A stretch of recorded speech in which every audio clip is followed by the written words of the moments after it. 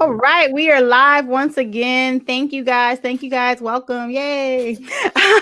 So if I see you later, see you now. Thank you for tuning in. Just a couple announcements before we jump into everything. We just want to express that our hearts are going out to Chadwick Boseman's family. You guys know him from Black Panther. We know him from Jackie Robinson, 21 Bridges, all the different stories that he's created. He's definitely has touched many people's souls in many ways. So we definitely want to just say, our hearts and condolences go out to his family. Also, the exciting news is that our podcast has hit 100+ viewers. So thank you for tuning in and supporting and all that good stuff. I don't want to hog up any more time because Ty hates it. So go jump in. Really, Kia? You really? My jabber mouth. I have to talk for days. Go ahead. Again, guys, thank you for going to the YouTube channel and subscribing, liking, sharing. We appreciate it. If you have not yet, please go to YouTube, type in Mothers Unfiltered. You'll see the rows come up, and hit the subscribe button and the notification button, and we appreciate you. Hey, Liz. Yes. We have some good things in store for the future, just to put that out there. Yes. Okay, so jumping right into the topic, this is about race relations. We were going to start off talking about interracial relationships, but of course, as the week has transcended, some new developments occurred. So I was like, hey, let's just talk about it all. And we have our special guest, Leah. I also call her Hawaiian Princess, even though she's not Hawaiian. That's a long story, guys. But I know her. Thank you for having me. Yeah, so we've known her for 4 years and we worked together. So definitely, I want to hear from her perspective and just her viewpoints in reference to being an ally and reference to just how we're coming together, the pros, the cons of all that. So just jumping right into it, you mentioned that. What was you gonna say, Ty? Sorry. Did it freeze? She froze. Oh, is she back? Oh, I can hear. Can you hear me? Okay. Yeah. Okay. Well, you froze up on our end. Oh, everybody was still talking. Technology. Blame it on 2020. But if you didn't guys hear me, I just wanted to bring Leah on and ask some questions about her perspective and just going straight into it. So you have been in a interracial relationship for about 4 years now. Yep. And within saying that, the race of your significant other, he's African American, correct? Yep. All right. So going into that, how did it all transcend? How did your family deal with it? Was it some type of welcome arms, or was it kind of like, like how did that whole thing? Well, we kind of chatted a little bit before, but this isn't my first interracial relationship, so like it wasn't probably a big shocker or surprise to my family. I would say more of that happened when I was younger, because I grew up in a small town. My hometown is in Michigan, and it has one stoplight. So if you put that into perspective. Oh, wow. Okay. Like, what? How many? So if you put that into perspective, you can imagine it was really rural, mostly a homogeneous area, a lot of white people. And so, my first experiences with how people felt about interracial dating was really then. As I got older, I didn't care, and even then I didn't, but, people still would say things that kind of like would sting a little bit. There's a lot of ever prevalent things that people say about white women who date Black men. You've heard the terms before. So, my first experiences were really then. And even when I was younger, I sorry, Dad, if you're watching. But, my dad has even made comments to me when I was younger, just kind of like, and I think he did it from his well-intended place of like, if you have mixed children, they're going to be confused. They won't know who they are, and they won't know who to identify with. And I don't think I think he thought that if I stayed on the, if I dated a white guy, my life might be easier. I might have less conflict and my kids might not be confused. So those were really my first experiences with it. I think moving to Florida kind of changed that a little bit, because it's a lot, more of a melting pot in Tampa and Orlando, where I lived previously. So it's a little bit different now. I think, it's a lot more common too, which it helps, but yeah, those were really my first experiences with it. Were you? Go ahead, Ty. No, go ahead. Go ahead. I'm gonna keep my mouth closed. You go ahead. No, I'm not talking. Well, did you guys ever have the conversation about interracial relationships and the both of you? Had he dated outside of his race before you as well? Yeah, so he actually has a daughter. So we have a blended family. He has a daughter that is also half white, and my daughter is half Black. So both of us coming together with children prior to this relationship with both. So we both have mixed kids coming into this relationship. Yep. Okay. So, and I know that you do have your blended family. How will you teach your children about, hey, are you going to be like, we're one happy family, you and the world, or is it going to be like, you know what, this is the reality, this is what's going on? Like, how will you? I think it's a mixture of both, and presenting it when it makes sense, and it's hard to kind of determine when that makes sense. I follow his lead on some of that stuff too, because I think that he comes from a perspective that I don't have, so I try to like lean on him with some of that. But I think about the people that I've put around our kids, and they see a lot of different people. They don't just see like their white family, they don't just see their Black family, and I feel like maybe in a naive way, we kind of want to protect them from thinking about themselves as less than or better than, or however they might perceive those conversations, and kind of like letting them be kids, and I kind of talking through some of those things as they happen, and just really instilling like a self-love for who they are is probably the approach that we've taken up to this point, because my daughter is 4 and his daughter is 7. Mm-hmm. So that's not to say that they haven't noticed, or they might say something, a question, like my daughter will say, "Oh, mommy, she calls my skin teal. I don't know why my skin is teal." But she says like, "Oh, I have brown skin, and just like my sister." And so they recognize it already, but they haven't ever really brought up race as like a question per se. Mm-hmm. So I mean, I don't know how things will progress as they get older, but I think we're prepared for the conversations when they happen, and I think we both agree on, like, for now in their age bracket, just trying to let them love themselves and not have to think about who they are and worry about what that means. Mm-hmm. Right. How does that feel for you, like, to hear her say pretty much that your skin complexion is different than hers, and that she can identify with her sister regarding that? Yeah. I guess I hadn't really thought about it. Because to me, in my eyes, my daughter that's like, she's literally me in the flesh. Like, I look at her and I just love her and adore her so much that, like, she has blonde hair, she has blue eyes, which is not what I expected her to look like. So, there are pieces of me that are still there. So I guess that might help me with that a little bit. Like, her hair is pretty much like, she has a little bit of waves, but she looks a lot like me. So I guess I haven't had to confront it as much when she says it. I still see a lot of me in her. So go ahead. No, and here's the thing, though, and it's funny because we definitely just want to pick your brain and just hear your perspective. So that's why we're like, uncomfortable. Are you? Everything's, you're not uncomfortable, right? No, it's fine. And I guess one of the things that I wanted to say, and what I told Ty prior to this was, I'm still unlearning and relearning a lot of things. So throughout this conversation, if it's like, I say something that doesn't sound right, or hey, can I just stop you there for a second, or whatever, it's okay. Like, we can have that conversation, and it doesn't have to like be weird or anything. So I thank you for asking me that. But just know, like, yeah, it's fine. Yeah. It's interesting because, so back in the days, as we already know, it was very, very taboo to have an interracial relationship. People were looking, like, what's going on? People were whispering, staring. And then all of a sudden, it kind of got to be cool. And then you see a lot of things going on, and then more and more is developed.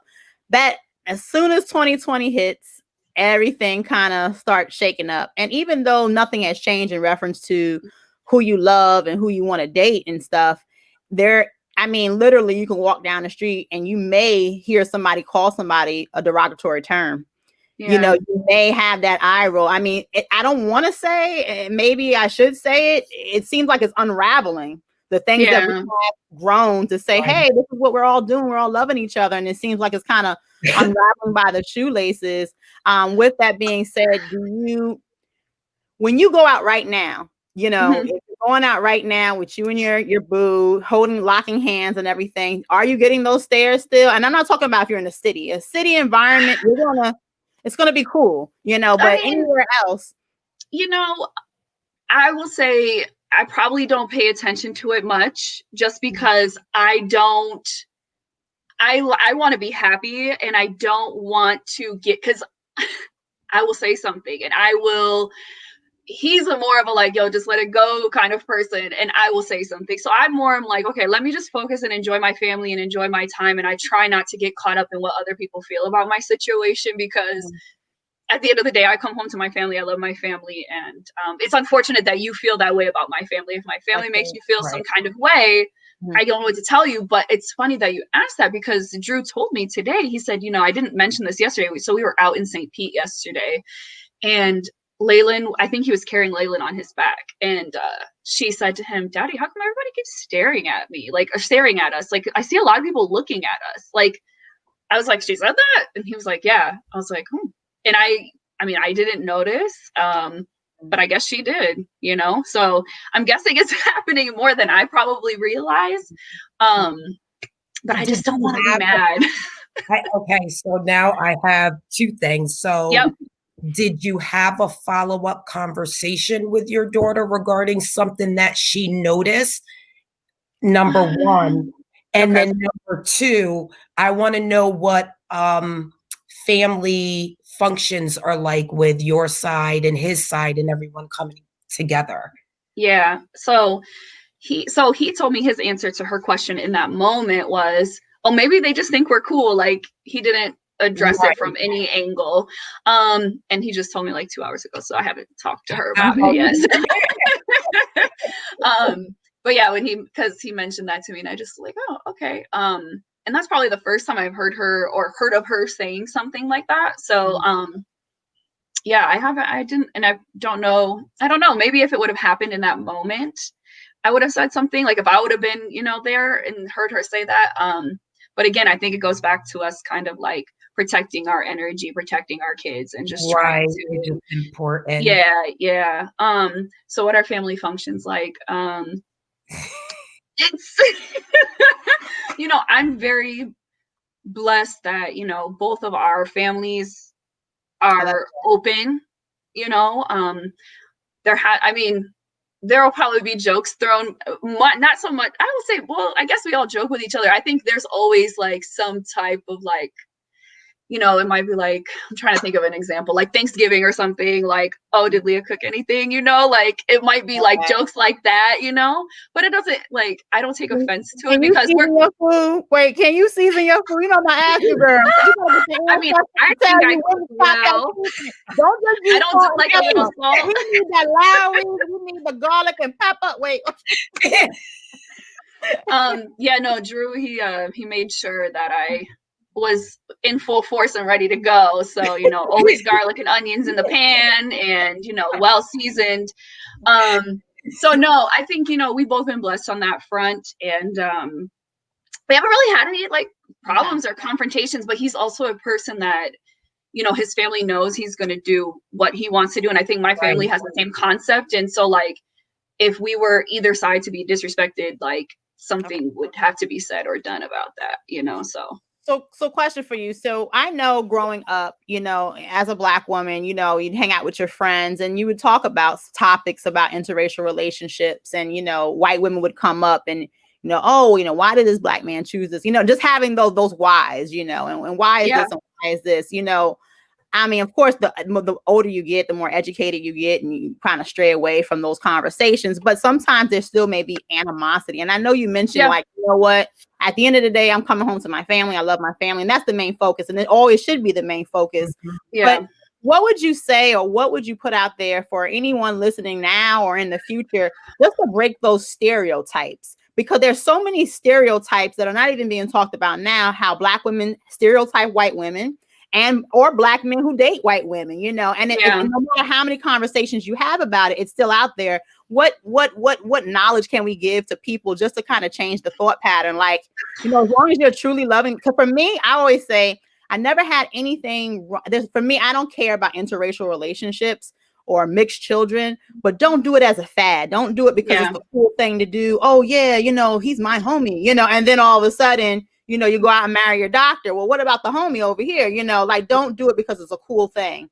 Do it because you genuinely just truly care for that person, their spirit and everything. So how do you change those mindsets who kind of stuck in that past? I mean, I think there's some people who don't want their minds changed, unfortunately. So that's one aspect of it that, you know, I can't control. I think, you know, building the relationships that I've built and part of like being an ally and some of, you know, the long-term relationships and friendships that I've built over the years, I've heard comments like this. I feel like in order to fight some of that, I've always had to like show that it's not just that, like, it's not a fad, for at least for me. It's not that, you know, I don't know what I can say about how to fight it though, because I feel like, you know, when we make these genuine connections with people and people can see love and they can see like, oh, okay, these are people who really care about each other. And, you're doing things in a way that are genuine. I think those examples of love and those relationships should really outshine some of those stereotypical relationships that we'll still continue to see. I mean, and it's outside of even white and Black, you know, back in the day, like, you know, a lot of when men would go to war, they would come back and they would be married to an Asian woman. And I think there's stereotypes tied to that too, right? So it's like, you know, seeing these bonds, seeing these people grow and having children and raising these children together. And it just, I hope that those relationships stand out more than some of the stereotypes that come about. I think people who aren't genuine, they can only last so long, you know. And you know, eventually you go on and you move past it. But just being honest with yourself and what you like, and even to the people who are afraid to date outside of their race because they can't be honest with themselves about what they might really like, you know. That self-love and self-awareness can take you a long way. So I think those are the bigger things that we probably should address. I don't know. So if you had a question, I didn't know if you had a question, Ty, because I have something. No, okay. Go ahead. So you mentioned, and we're gonna change it just a little bit now, the topic. You mentioned a lot ally. Ally. Get out of my head. But with in saying that, two-part question: what does that look like to you? And also, talk to me about white privilege. And the reason why I say that is because it's a topic that's being thrown around a lot. People are not sure about it. I mean, you'll have, of course, you know, some people say, yes, it actually does exist.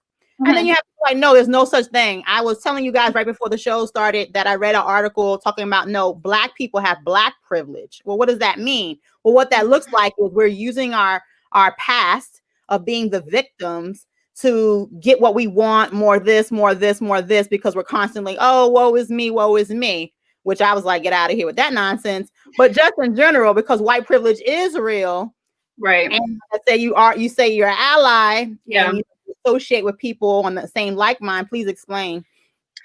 I mean, the first and foremost thing is speaking up for people who don't have the same voice that you have, that same privilege that you have. You know, that's having those tough conversations. That's being able to cut out certain people from your life. That's, you know, really taking a stand and saying that, hey, that joke that you just said, it actually wasn't funny.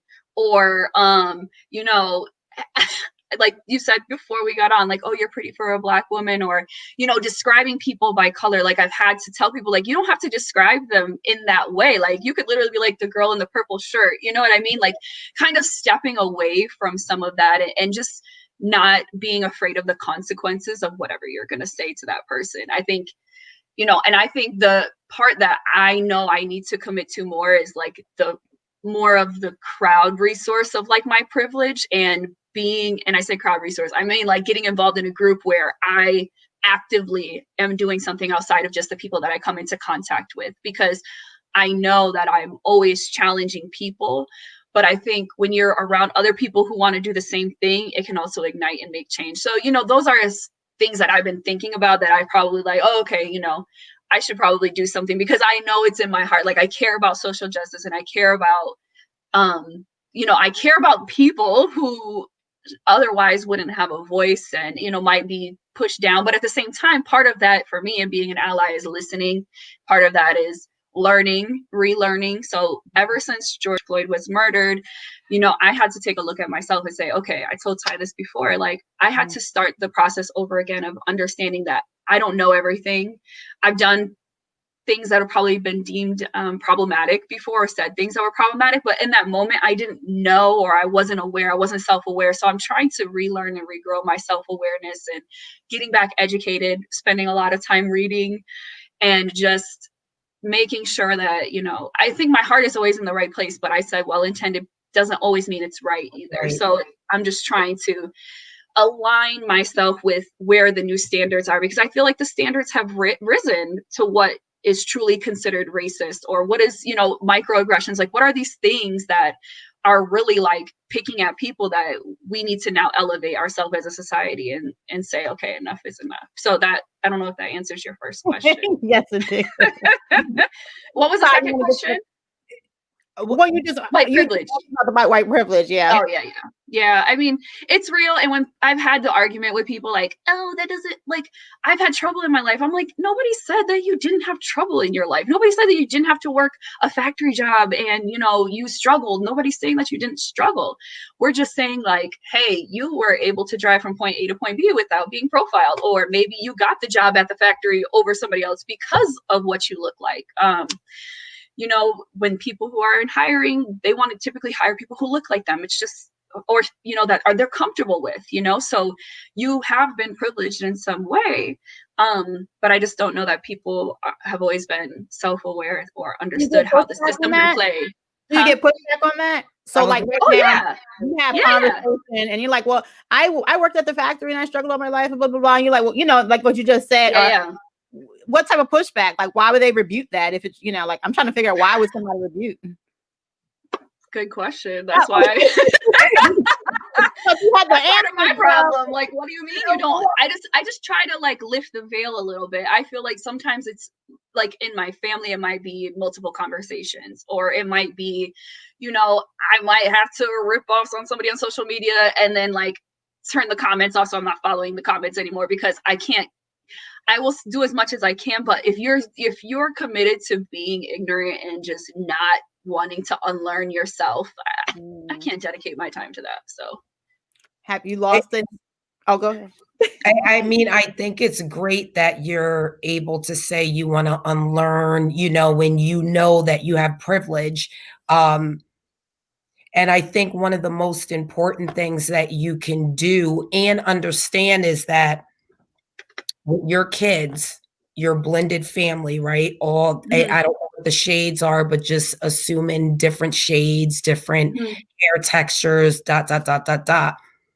As a white woman right now, you are able to use your privilege to shield them. Yeah. However, it won't be that way. Yeah. Their looks may change. They're going to be that target. Yeah. Their age is going to change, where they are going to be the ones out driving by themselves, and it's a very scary thing. It's what we go through all the time. And having friends that have blended families, I'm watching it more and more with the white women. Again, you were able to use your privilege up to a certain point. Yeah. You are really responsible to make sure that you give your kids everything they need to be able to survive when you're not there. Yeah, no, that's true. And I think part of what I had told Kia prior to this conversation was, I also follow his lead. And part of it is like, okay, he wants to keep them shielded from some of that, because he wants them to feel empowered of like, okay, like I can do anything, and I don't want like to even start them to chip away at their self-worth because of things. But I know that it's not going to last forever. I know that there's probably already been situations that she might not even know have happened to her, Right. you know? And it's happened in front of me in a way like, oh, you know, like, wow, she's really tan, because I told you she has blonde hair and blue eyes. So Wow. that's a very common comment. It's like, oh, she's really tan. And then, you know, sometimes I'm just like, I roll my eyes and I just don't say anything. And then Wow, but you know, it's crazy you say that, because you know you have to be able to have discipline, self-control, be able to know when to talk, when not to in these matters, because literally the statements can be so ignorant, and especially when you are, you know, talking about your children. Like, okay, you can say whatever you want to say to me, I have this, but you know, it's definitely something. Ty, do you want to go to the comments real quick? You see me looking, right? You can start off, you know, right? Yeah. All right. So it seems a double standard if an African American make dates a Euro American. There's a lot of talk. He can't handle a strong Black woman, or he is ashamed to date his own kind. But is an African American woman who dates a Euro American man, it's yay, go get it, sis. Which is, you know, about that. What I gotta say about that, you know, so it's a double standard, but I think it has to do with that privilege, because right now, and we this up here. Oh, sorry. So right now, Leah and I, like I said, we've worked in the past together, and we may know people, you know, in the same company. And I remember one time one of my coworkers, he's a Caucasian male, and I would always tease him and be like, I need to get some of that white you know, good luck rubbed off on me, because and what I meant by that was, you know, when it comes to the credit scores and this and just all the opportunities with him, you know, like, let's get that mojo on me. I need all that now. And it's funny, I tell you, I had the last day I worked at the company, I rubbed his shirt and I said, I need some of those white powers. Ever since then, I done got 2 houses. My credit score is great. I don't know. Hallelujah. but in a joking sense, it's like that's the reason why it's like, you go, girl, because they know that, I guess, that privilege is there. Not saying it's right or wrong. Please don't. Right. But just in a joke. Yeah.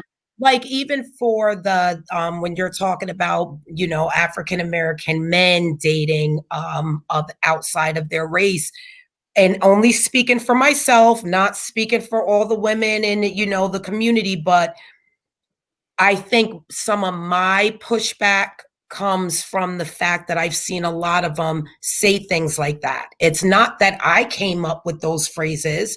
These are the things that were said when we had an open and engaged discussion, that we're too loud. We don't know how to act. We always have something to say, blah, blah, blah, blah, blah. Well, fast forward now, had our men not been taken from our families and shot and killed and jailed, then maybe the African American woman would not have needed to be as strong as we are right now, to where African American men feel as if it's intolerable. We didn't put ourselves in this position. We had to be mothers and fathers at the same time. No fault of your own. We understand what the system is, right? Mm-hmm. But again, when you throw that in our face as if we did that on purpose, you don't think we want to sit back and be queens and let kings rise? We didn't ask to try to deal with our men in jail, bury our brothers and our fathers and ... So that's how I feel speaking to that comment. And I know it's like here, but you know, I'm a circle back around. No. It's so interesting, because I know a lot of times I hear the comments of something as simple as, you know, oh, well, Black women, they always put and weave in their hair and this, and white women, you can, you know, you can make love to them in the shower, you know, and you don't have to worry about these are stupid comments. But in actuality, if you're getting your hair done, you know, we do have different types of textures of hair and these things. And I was doing the research, and when we did our podcast about hair, Caucasian women use weave more than Black women. I mean, And it's just crazy. And maybe it's because the texture looks very close to their texture, so it looks more natural. But they put the misdictions in so quick and so fast. I'm like, man, only if you knew the secrets. I mean, the stereotypes, but I hate when they're being used. So just to address that comment that he said, I definitely think it's based off of those terrible stereotypes, because not all white men have good credit. Not all of them are A class. They ain't doing it all good in the bed and stuff. But go to the next comment real quick. Freely commenting. Let me see. Here we go. My assessment, however, is Black people of the diaspora have not healed from the atrocities that separated us, oppressed us, and continue to be terrorized, even though technically it has been. Most definitely. I want to say hello to Melissa. Yeah, girl, we know you loud. I know you loud. I know. And then Charles, they can be targeted by both sides. Some will say they are too light to be brown and too dark to be white. Yeah. I mean, that's true. I did again, but you know, we just have to be educated. And for me, I love you too, especially for me, everyone knows I like dealing with the kids. Like, and I think about how does this look in a child's eyes? Because again, your child is experiencing things that as a white woman, you're not experiencing, and it's being negated, not on purpose. Right. So when I hear stories, and not saying that I'm right, this is my opinion, which only really matters to me, right? But you're starting to pave the way on how she's going to deal with people that she's going to come across. Is she going to dismiss it and expect that from people of a certain color per se, and not from others? And then, like, I even think about when you say, you know, if you're with your man and something happens, you know you would go off. Thank you for that, but then no thank you for the ones that do. And I mean this because, again, you are a white woman with a man of color. They're not going to target you. His life is in danger. So you also have to think about that as well. Like, you have to be very aware about what you do and what you say because of your blended family. And that's heavy. Yeah, it is. It is. And I think that it's going to be something that, I don't know if it's just that maybe I haven't noticed or haven't seen, to your point, like have certain things been dismissed that I didn't even notice, or, you know, my choice to not pay attention to it as much is because, okay, well, I don't want to introduce or hurt. Like, I want to keep us, I guess, to your point, protected or safe, but I can't do that forever. I'm sure that, you know, well, Drew he'll speak up for himself. He doesn't need me to do that for him. Right. And I think it goes back to my unlearning and relearning and determining when to say something. Cause I think that's even from his perspective is, you know, he's always trying to impact the people closest to him. He's not I'm a mass teacher and everybody come learn from me. He's a very somebody comes to me or somebody I'm close with, I'm going to have those conversations with them. So that's why he probably also dismisses people easily in public. There's not a lot of confrontations on his part. And I would probably, to your point, not really feel safe to do that either. So, and it's a lot. Yeah. Do you think that may be the reason why you said, you know, I'm sorry, Dad, for mentioning it, but you said that your dad had mentioned, you know, well, hey, maybe you shouldn't, you know, just because if you had kids, these are the things you may go through. Do you? I mean, you know, it's triggering an emotion in me right now that I have to come to terms with, that she doesn't have the same privilege as me, no matter how passing my daughter is, because I've heard that, you know, my daughter's passing. His daughter, you know, Yeah. Like I've had people say like, oh, your daughter's not Black. And you know, and this is mostly on social media, like, oh, your daughter's not black. And I'm like, what? Like, but because she doesn't have the texture of hair, or she has light eyes, or, you know, she looks a lot like me. You know, I've had people say that I'm trying to pass her, one, or two, she's passing, so maybe she won't get some of those things where, you know, his daughter has brown hair, curly hair, you know, and it's funny because the older one, who has curly hair, she likes to get her hair straightened. If it's like a special occasion, she'll ask, can I get my hair straightened? And we always tell her, you know, like, your hair looks beautiful, like how it is. You don't need to straighten your hair. And my daughter is like, I love curly hair. I wish I had curly hair. So, you know, we have two kids that are very different in appearance. And I know that even for their experiences might be different because of that, you know? Right.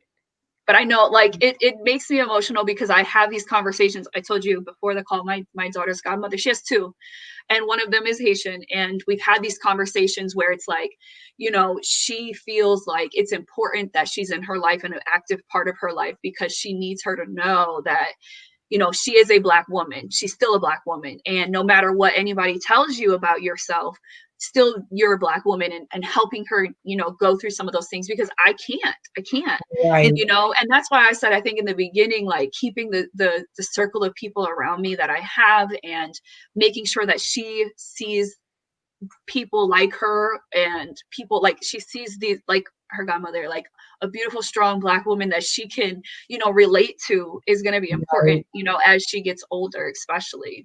I have a and after I say this, we can get back to the comments. I have a niece, and she's an adult niece now, and she's very, very fair skinned, probably maybe a shade darker than you, Leah. And she has chinky eyes, so sometimes people think of her as if she's Asian, but her father is darker than me. That's my brother.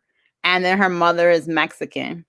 And it's interesting because she has battled that topic since she had, let's say, middle school, because it's kind of hard to say what people do in elementary. They don't get their verbiage right in these things, but middle school on, she fights that battle of proving herself. And it's the worst when she's trying to prove that she's Black.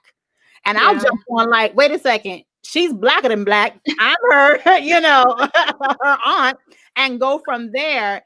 And it hurts to know that she's having this rift with her own people. And just because she is fair skinned, like she's walking with me, you know, and we're walking, that's your niece, because I'm with all my nieces and nephews at this time. And so you say, okay, that one can pass, but who's this one? Right. And it's like, what type of world do we live in? Don't you know that we come in all types of shapes and colors? And or you hear that word, oh, she's passing. But once again, I used to hear these things when she got older. Can you imagine, you just say your baby's 5 years old and someone's coming you saying these topics? That's crazy. Can you jump to the topics, the comment side? Yeah, I'm looking. So we have, let's see. I know, I don't want to bring up like every last single one of them. I know, if you look at the consistency, you know, we're kind of talking about, you know, colorism, internalized racism, and how pretty much like, why can't we just be human beings? And then Charles is talking about, in fact, that most African Americans are mixed with European DNA.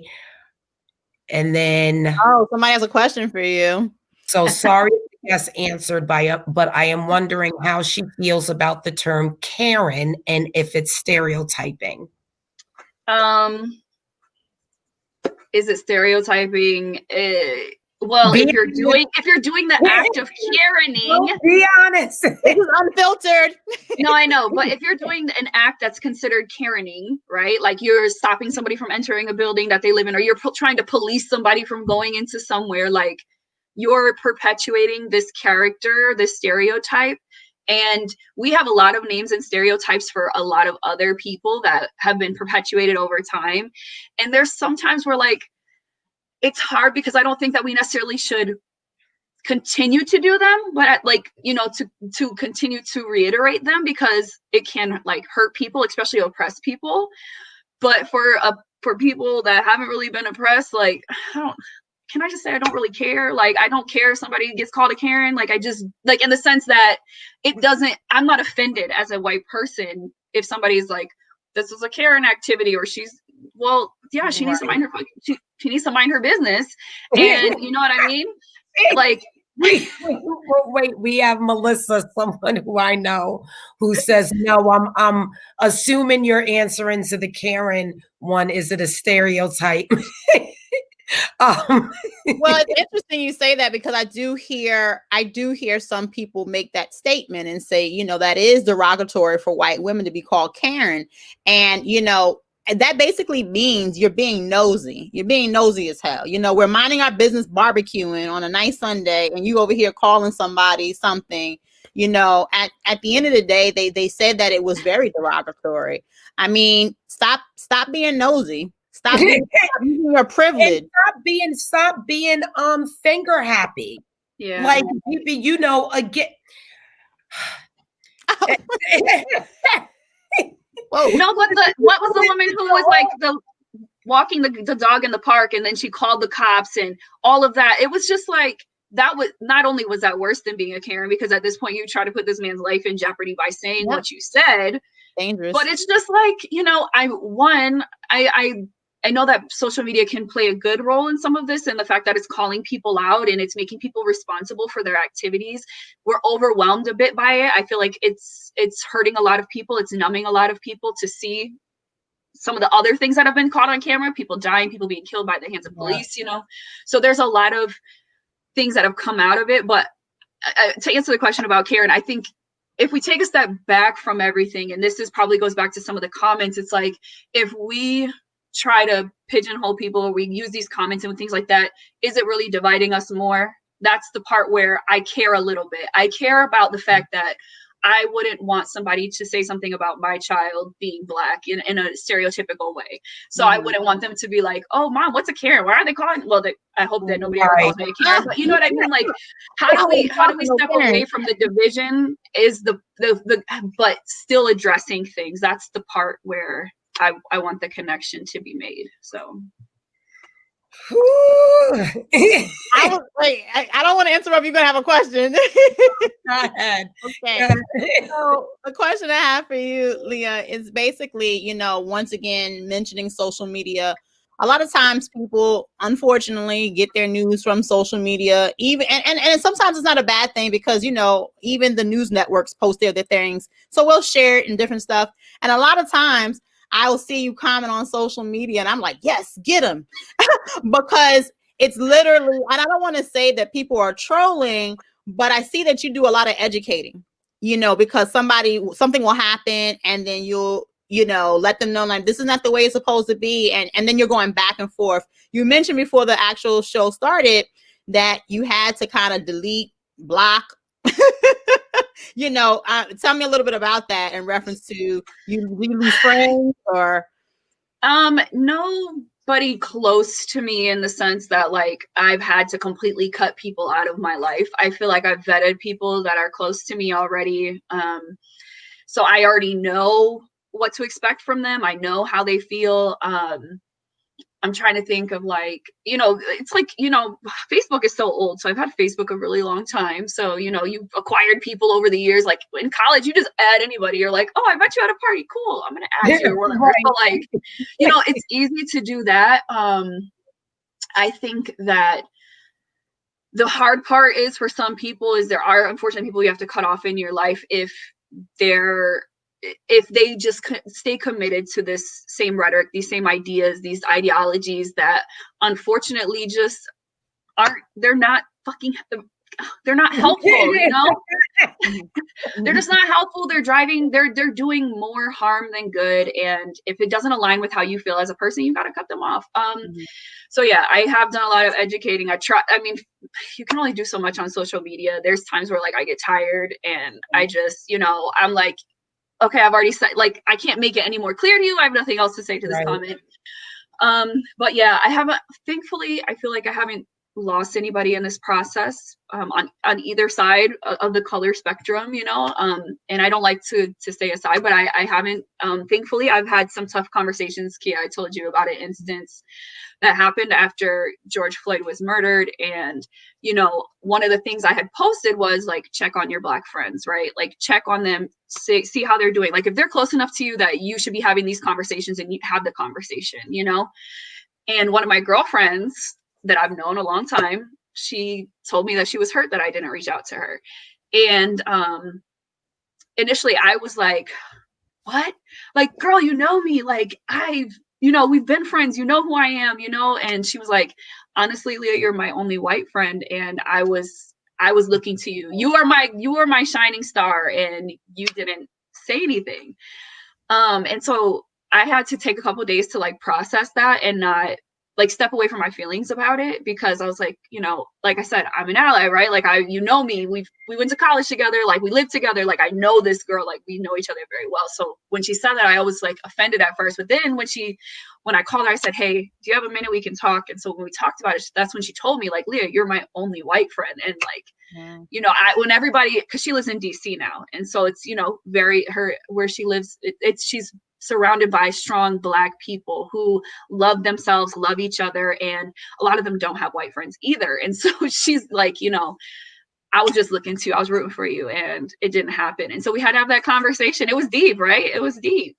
I've actually had to have that conversation with someone, but not particularly, you know, in regards to me. I'm just like, whatever.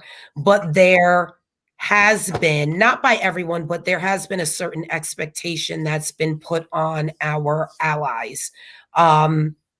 That if you speak it, we want to see it. Don't sit in the background. Don't just call me on the phone. I want to see you. I want to know that you're really in this with me. Yeah. And as an ally, don't try to take over either, because that's something that I noticed that happens. Like, you become an ally and then you start becoming the face, and then again we get pushed in the back. So it's like a hard, you know, pull. But thank you. Like, you know, well, you know, I think the thing, like, I had to really, like, because I even asked, like, I went to my best friend, I'm like, yo, was I wrong? Did I do something wrong? And she was like, I personally don't expect people to do that. That's just not how I feel. And I said, I understand that. And that's when, after I had that conversation with her, I was like, okay, well, now let me hear from my friend, right? Like my friend that felt like I didn't do what I was supposed to do. And honestly, I felt like it brought us closer. I feel like we needed to have that conversation, and it made me realize what her expectations were for me as a friend, and what it means to her, the role that I play in her life, because I feel like maybe I took my role in her life a little bit lightly, you know? And so to step away and listen, and that was my thing. I said, I don't want to overtalk. Tell me how you feel. Like, just, you know, give it to me raw. And that was probably one of the best conversations, that I think the realest conversation we probably had in a long time. So it was important. I do have to ask, and then I'll get to the comments. Black Lives Matter versus Blue Lives Matter. Oh, good question. Is that the question? What? Where do you stand? What are your thoughts, your opinions, what do you? I mean, so I think we've seen this kind of post on social media, which is that blue lives isn't really a thing, right? Like, don't get me wrong. I know that the cops are out there every day risking their lives. I know that they're working hard. I know they're put in dangerous positions all the time. Yeah. But the lucky and fortunate thing for them is they can go into society as a civilian at some point without that being their face, right? They're not in a uniform 24/7. So when I think about the Black experience, it's, you know, that's not so, you don't take it off. You this is your life. This is your everyday experience. And I think it was a Michael Che stand up, and he said something to me that has always resonated with me since then, which is, people are upset that literally you're saying Black Lives Matter. Like, the fact that infuriates people and gets them upset says enough about it. Like, to me, that's a sign enough that, like, what is inciting that anger for you to feel a way about people saying that. Before you go to the comments, I wanted to say, you know, that's such an interesting topic when they say, you know, Black Lives Matter, then somebody's like, all lives matter. Oh no. I said, well, think about it like this. If I'm like, hey guys, let us all go to a cancer walk and let us walk this off, and we can go ahead and honor our loved ones who's passed away in cancer. It would be so weird if someone just ran through that walk holding an AIDS sign saying, you know, AIDS matters too. You know, no, we're not saying that it's a scenario of, you know, your life doesn't matter, this one doesn't matter, this one, but we're giving emphasis on Black lives because at the end of the day, it's treated as they don't matter. And like you said, it's so weird because I just think it's the word Black that people just do not like. Like, what do you mean Black Lives Matter? You know, are we surprised that people don't like that word? Are we surprised? I mean, I think historically, like, our society hasn't liked the word, which is why it's anything that like doesn't fit a regular like agenda is always going to be an issue. When I started building on one of the workshops that I want to do, I'm talking about, you know, presenting a specific idea about oppression in the workplace, right? And then I was asked the question, well, how do I bring that to the board? So I'm like, well, in a regular conversation, when you had to go to your board of directors, how would you address it? What are your bylaws? What are the rules? And then why is this different? Yeah, it's oppressive ways, racism, it's always different. It's okay until it's not okay over that way. Yeah. You know, and yeah. I don't understand what the problem is. I found myself asking the question, what is it that we did? You know, am I supposed to not look like that? You know, always self-blaming. I'm not asking anymore. I didn't do anything wrong. We didn't do anything wrong. I think ignorant people are the ones who actually say, you know what? Oh yeah, it's literally the color of your skin, because we already know nowadays you could get a tan, you could get an injection, you could do all types of stuff and change the colors and put wigs on or whatever. I think it's always been economical, and there's been one demographic that has had power and control. I definitely have dived into the book that my brother was talking about, and in reference to just basically how poor whites and slaves joined together to say, hey, we're going to do this whole rebellion thing and make it work, and we're going to overpower the ones that be. And once that popped off, you know, they were like, wait a second, we can't have poor whites and Blacks getting together. No, this is going to shake up the whole plantation capitalism thing going on. So once that came into play, they said, well, and so they had that division now, and then now we're trying to maintain this status quo. So you'll always have this type of problem when people are trying to be acknowledged and just find their place. You want to go to the comments side? Yeah, and then I have one more question. I'm like, one more question. Okay, let's see.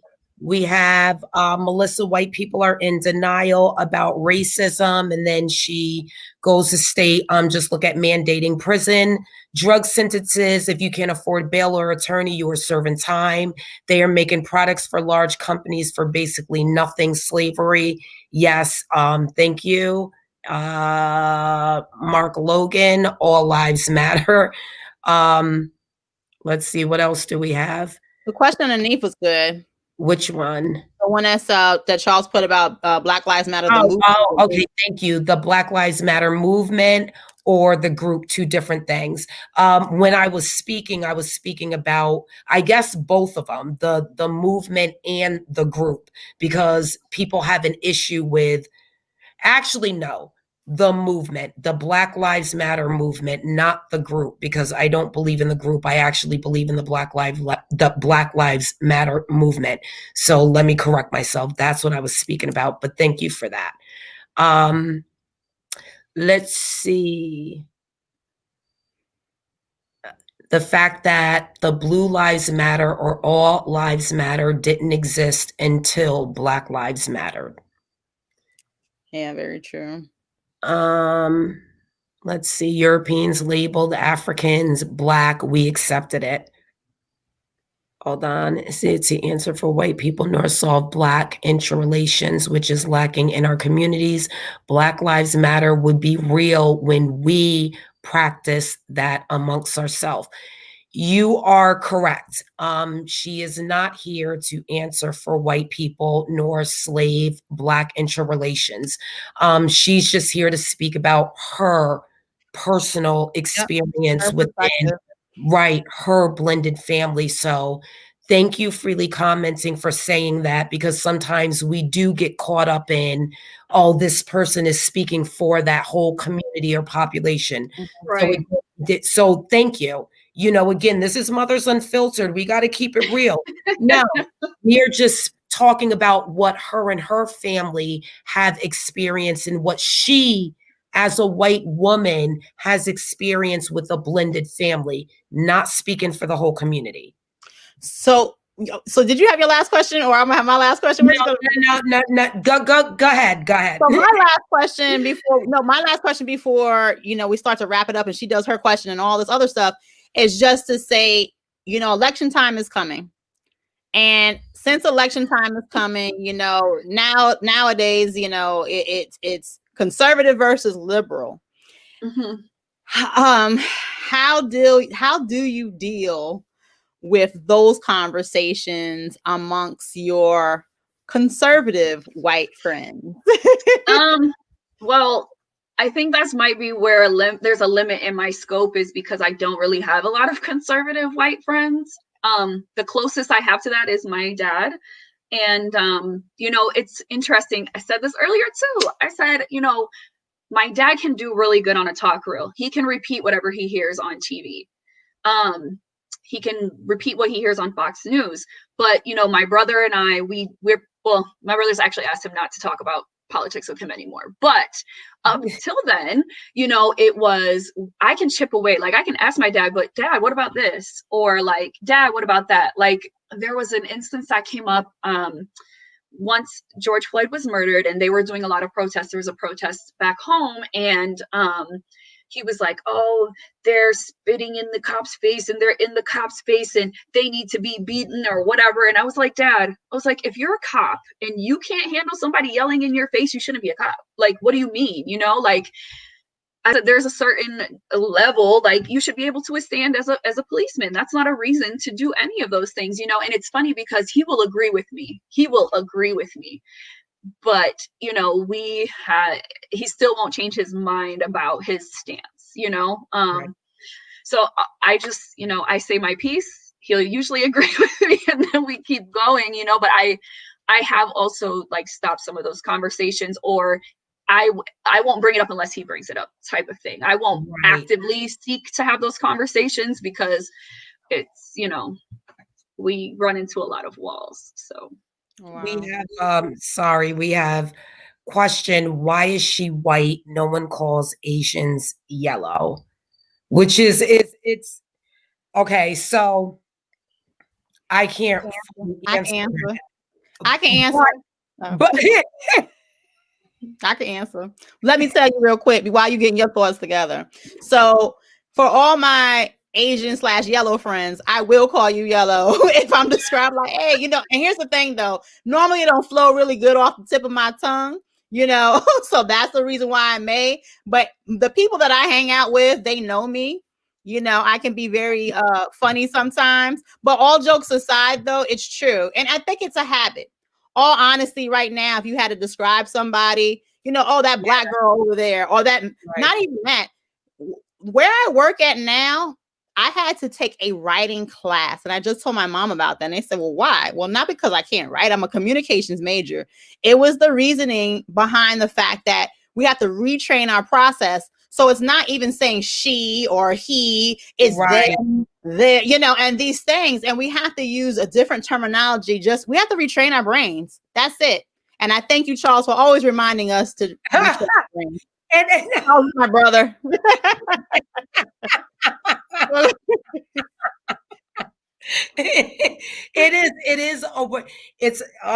It's funny the way we use our words, and we don't fully realize the impact that it really makes and the precedent that we're setting, right? Again, we were describing before we got on camera, you were describing your friend, the godmother, and you did use black. And again, I'll use white but I won't say yellow, I'll say Asian.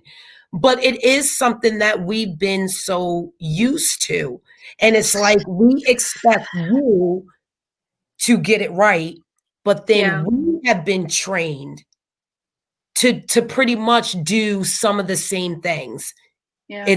It's crazy. So can I comment on the color thing really quick and labeling people? Okay, so it was interesting because Charles said we were labeled black and we accepted that label. Right. Or why don't we call Asians yellow? I have my partner is very, like, I mentioned him a little bit because we talk about race a lot, and at the same time we don't, because he is very anti-race in the sense that he's like, I'm not black, nobody can call me black, I am a human being, and he doesn't want those labels.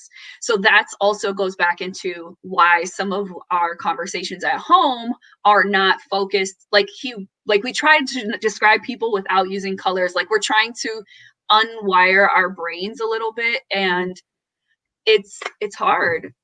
It's so funny you said that, and oh my God, it's such a good topic. So funny you said that, because today I was listening to somebody talk about Kamala Harris, and there's she's not black, and this woman stopped and said, stop this narrative that she's not black. Even though we have to retrain our way of verbiage and say, hey, we're all part of the rainbow family and we're just all one love and all this. At the end of the day, when I'm getting stopped by the police and that police officer is beating my ass, he is seeing a black woman. Barack Obama, who's not black, they see a black man. He is my complexion. I don't care how you flip it, how you do it. At the end of the day, and it's true, it does start with what we call ourselves. But I think that this is so ingrained and embedded, it's not something that's going to change overnight. So yes, within a community, within our friends and this actual platform, we can start saying it, hey, sister Leah, hey, so, or whatever we want to say. But for the people that we really need to change, I don't know how that's going to get done,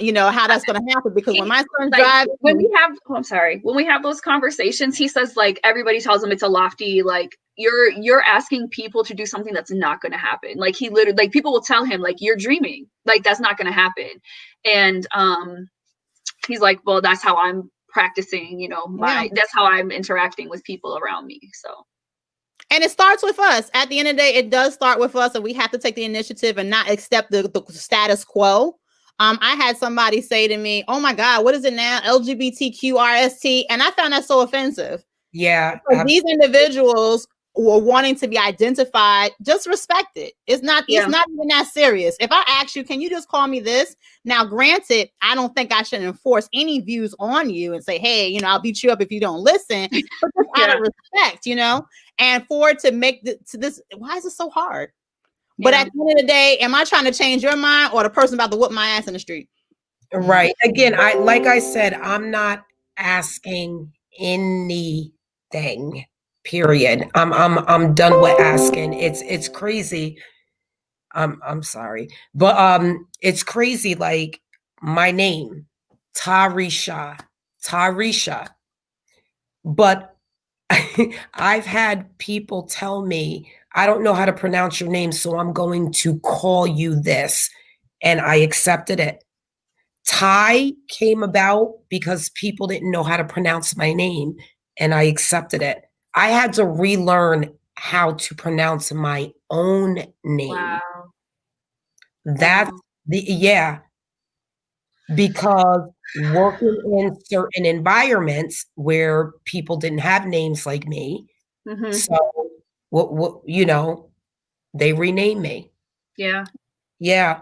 It's you have to learn how to take the words back, that language back, that power back, and stop accepting what people are telling us. And again, I think one of our issues is because we keep asking.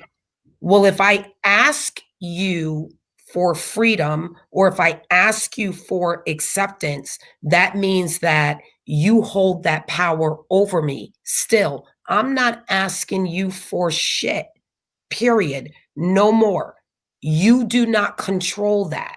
I control that. And again, I think that's what we need to start doing, is gaining, like you said, gaining that power back, who we are.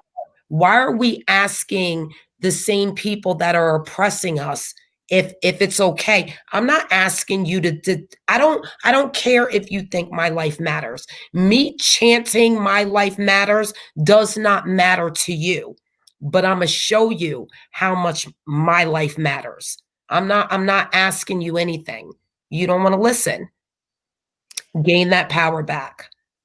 I thank you, Leah, for coming on and just showing your perspective and thanks for having me. The things that you you go through within your relationship with your family, and just opening up. And the reason why I wanted, just like I said, to have this conversation, it wasn't just about interracial relationships. There's so much going on now.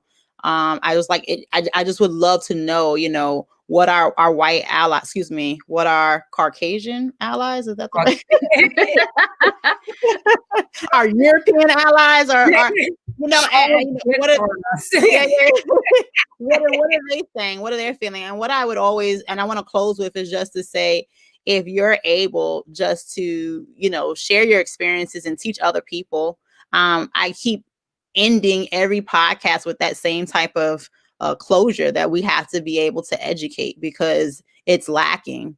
Education is lacking deeply, and love.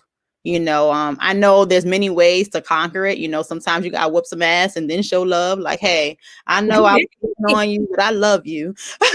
Sometimes you just give out flowers and daisies to people. So at the end of the day, there's many ways of getting it, and many opinions on that. But I just want to say thank you. Ty, you want to close us out? Yeah, I do want to say thank you too. You got two African-American women, strong women on here, just, asking questions.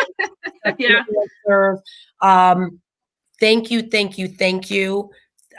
Just thank you for saying, I don't know, and I want to know. And I know there are things that I thought I knew that I'm still willing to be open and realize that I didn't know. I thank you for that. And I wish we had a lot more of that. Again, for the audience that's on now, tuning in later, thank you so much. We love you. Do not forget to go on YouTube, type in Mothers Unfiltered and press the subscribe button, and or the bell icon, because again, we will be transitioning off of Facebook Live, and then we will be going over to straight streaming live on YouTube. And if you like what we do, support us. And one last little quick thing, I want to invite you back, especially when we start talking about, when it gets close to November time, we start talking about that election process, getting out there and vote. I would be happy to come back. My brother and I talk about politics all the time. I mean, we see eye to eye, so that's why it's great to have those conversations with him. But I have a lot to say, so hopefully you guys will welcome me back. I appreciate it. Yes. Bye. Thank you. We love you.